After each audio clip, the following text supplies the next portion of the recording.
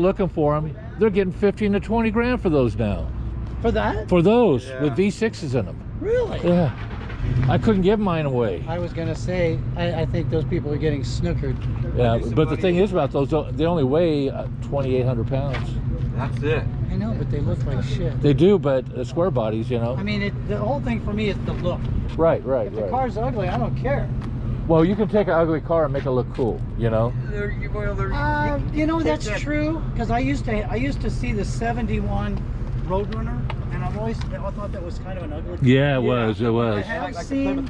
I have seen where they painted it all up and lowered it, and the lighting was right in the picture, and it was okay. Yeah.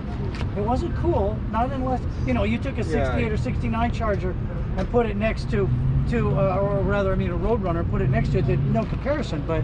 So what everybody did in the late 60s would take these and put a genuine suspension on it. I don't know if you remember those. They lift the car up, and what it was is they put these little ball joint spacers, look like C-clamps on the front. They did look like C-clamps. And you clamp the spring. Don't tell me. No.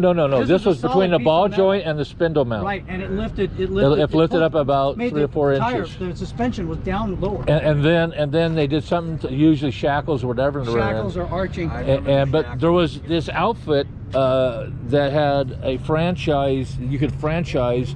It was called Genuine Suspension, and their logo was a giant safety pin. Yeah. And that was like, it was like $180 to have it done. It was like too much for most of us. Or we took this and put a straight axle on and put a Pontiac rear end in. And the meats would always, we didn't narrow the rear end, so the meats would be hanging out right here. Yeah, nobody thought about the drag in those days.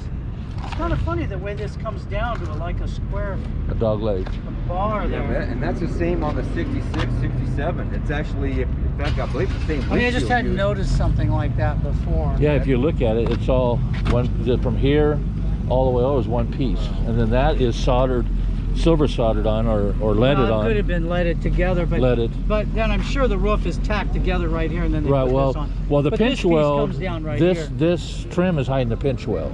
Right. All the way around. Right.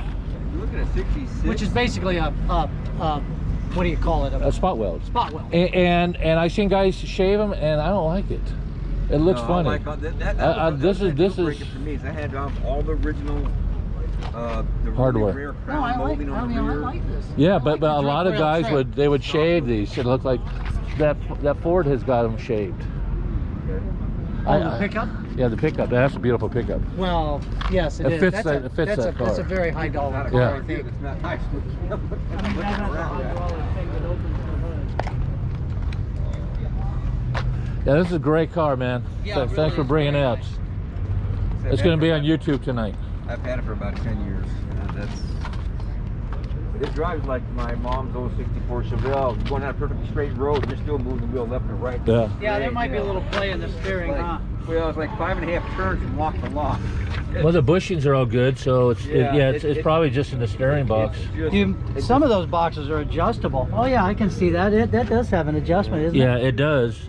You just gotta know what you're doing, because one time I adjusted my Volkswagen down. Oh, that's nice and tight. Took it out, went around the corner, and it wouldn't go straight now. I go, oh shit! I once had my manual box, this going back in the 70s, in my Bronco, 69 Broncos, I ran it 20 years, but back then I had a manual box, and had 2-track tires, Armstrong 2-tracks of copper at the time, and I went to make a left, and it locked. So I just had to jerk the wheel to the right, jerk it back to the left, and freed it up where, you know, and parts going like this. No kidding. Yeah, we used to get up there. I mean, the older Chevys always had play in them. I mean, I had what was it? A